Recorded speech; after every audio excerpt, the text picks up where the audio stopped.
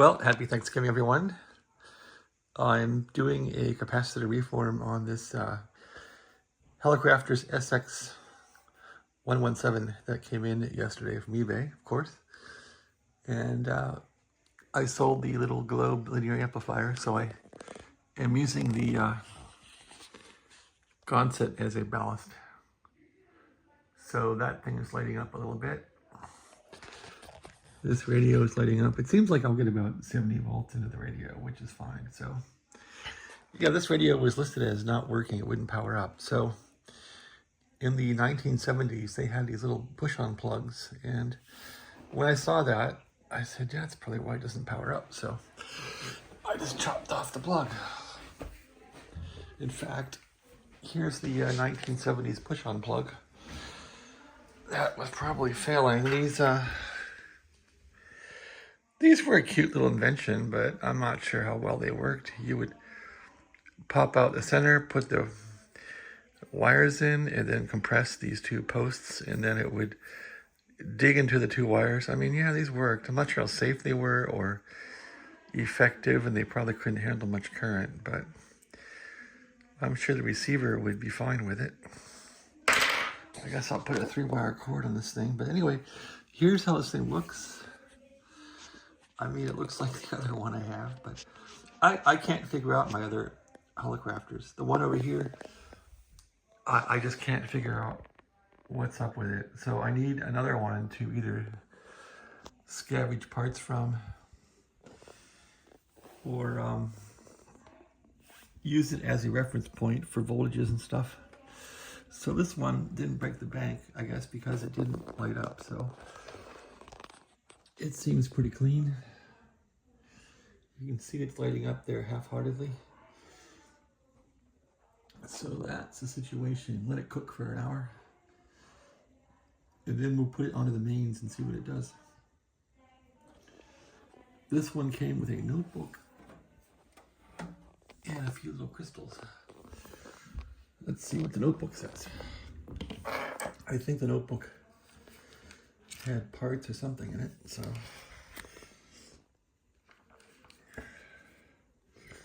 Crystals from ICM, International Crystal Manufacturing. It doesn't look like they ever even got installed. I hope this guy didn't just die in his radio, you know, he never got around to fixing it. That's sad. Hard to say. Here's a little notepad. Let's see what's in here. So happy Thanksgiving, everybody. Thanks for watching my little ham radio channel here. I don't think I'm that effective as far as what I do for people. KISP radio station, INRAD phone number. Let's see what else he has in here. You always kind of wonder who these people were that own these things and how were they doing and what they did for a living, you know what I mean? It's a history. So he has some tubes crossed off here. So luckily I have the other radio full of tubes, so I can just switch them all around. It looks like now he's figuring out crystal frequencies on what he wants. Oh, that's kind of cool. I wonder what his intentions. Everybody usually wants 10 megahertz for WWV, right? Does he have 5 in here? Maybe he has like WARC bands on here, WRC bands, which I don't even know where those are, but. And that's the end of the notes. Look at that. They're all done. All right, well, I guess it's time to wait and see. Wait a half an hour and see what this radio does. Then we'll stick it on the mains and give it some real juice. See if it works better than the other one. The other one I have here, it's squirrely. It simply has awful audio. Very low audio, distorted on sideband. I did replace some capacitors in this radio. And did that help it? I don't know. Actually, I just stuck a cap right there, which got rid of some of the ripple in here. Let's see what else is in here to worry about. I want to say that all of the trouble was around the, yeah, here we go. So I don't know if this guy had this in here. I think he did. That's basically a cathode bypass to a ground for the audio tube, for the audio final, which I think is one of these. Then they got, I think, a 12BE6 mixer in here too for the BFO. That's about it. This thing is pretty cool though, because it uses a single VFO and then derives the transmit or drives the receive frequency like a transmitter. So that was its claim to fame. And we'll see. So looks like I did replace the cord on this. No, someone else did actually. Looks like they used an extension cord, which is fine. It works well. It's not grounded. Looks like there's a few paper caps in here left. Anyway, this is the old one. I'd like to get it working decently. This switch is kind of shaky. When you turn it, it'll rotate the wafer a little bit. But all in all, I love how the radio is built. It's a solid little baby. That's radio number 1, which I never got working. I mean, I can hear well on it, the signals, but they come out distorted. This one, I just have a feeling it was work. I think it'll just fire up and go with some alignment, but we'll see. All right, enough of me blabbling on. Happy Thanksgiving again. Here's the 7300 my brother got me. Thank you, Alex. There's the SP600, which is now too heavy for me to lift. GSP 100, which I have on eBay now. All my heavy stuff's on eBay. I have this receiver on eBay. It's 70 pounds. 348 receiver is on eBay now too, from the B17s. I probably shouldn't sell that one. It's because it's so cool, but it's not that heavy. It went into an airplane, so it can't be that heavy. This one I kind of love, but I should get rid of it just because I haven't even had it that long, but it's so heavy. I think that's about 70 pounds. It's a big thing. It works like a champ. So I guess my plan was I was going to keep these Hallicrafters because they don't weigh much. And of course my brother's nice radio he got me, so that's the story. Let's see what's going on with the radio here. Power supply on. Actually, I don't think I had it on the antenna, so we can try the big one here and see what's going on. Oh yeah, I was demoing the big radio to the guy, that nice gent that showed up yesterday and took the amplifier away. He bought that amplifier for his Harvey Wells. So anyway, we can turn this one on. See what's up. I think I had it on CB band or something. Give it some crank here. Audio. There it comes. I got it on these big speakers here.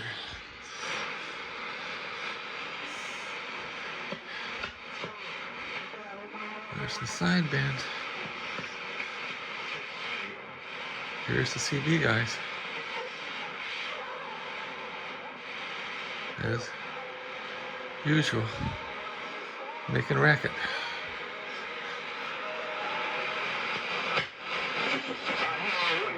Trying to tell me something on that yak, but you walk them down. Woody came down first and said, I ain't got to worry about cowboy. And then you walk that cat, Mr. Clean out my dump on the radio, no doubt about it. Oh, gee, Woody, oh, Mr. Cowboy, you said you're gonna lean back. These guys have talked the same way since 1970 when I first got on the radio. Nothing changes. They have echo now.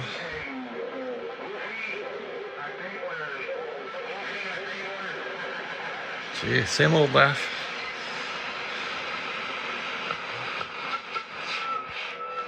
Okay, that looks like 12 meters right there. FT8 on 12 meters.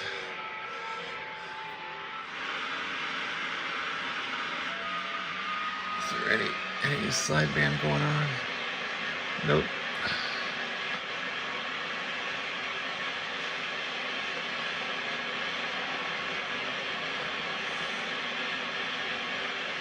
kind of dead, huh?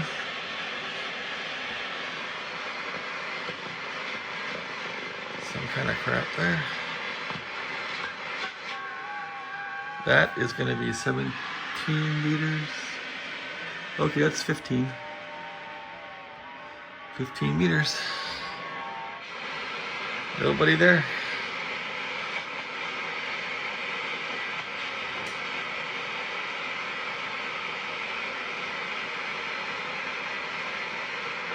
So I'll hit 20 meters here eventually. Let's see.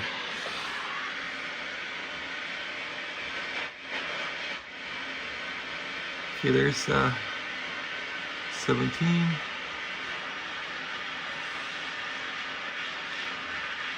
A little bit of code going on there.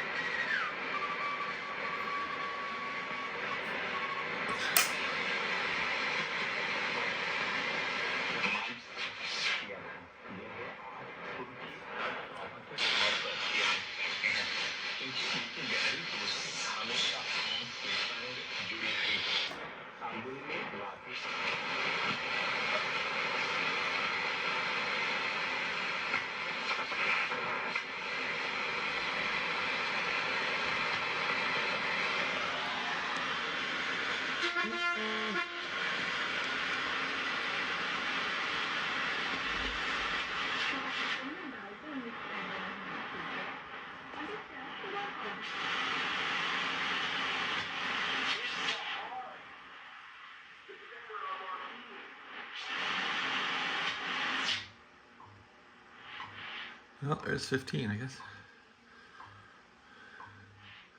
Let's bang it in here.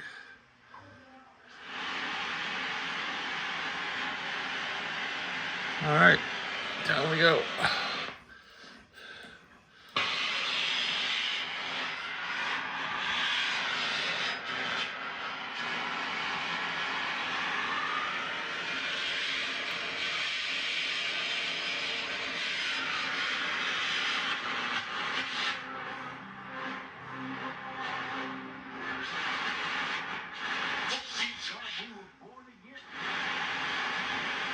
That's still not 40 meters. Let's see. 40, gotta go down like this. And crank it.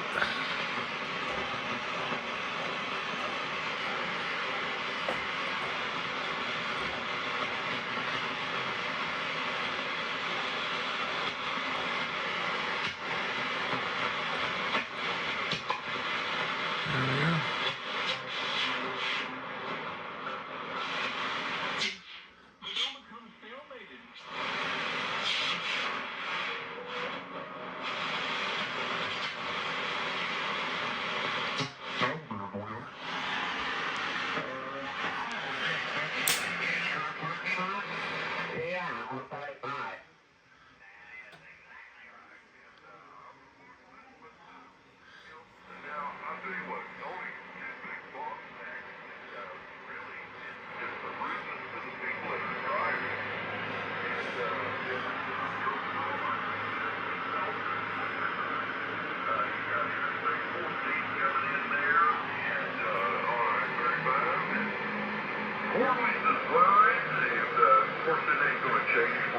Some time, but anyways, that's one of the bottlenecks.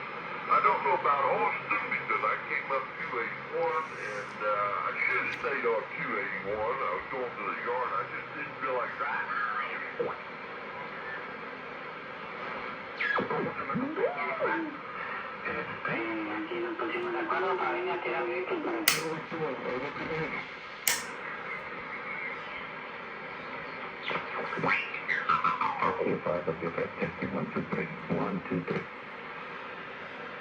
It's working.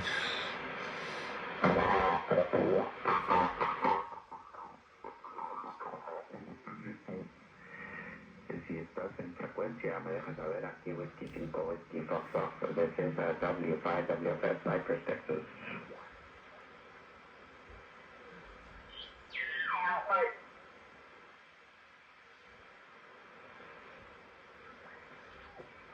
All right, enough of that. Happy Thanksgiving.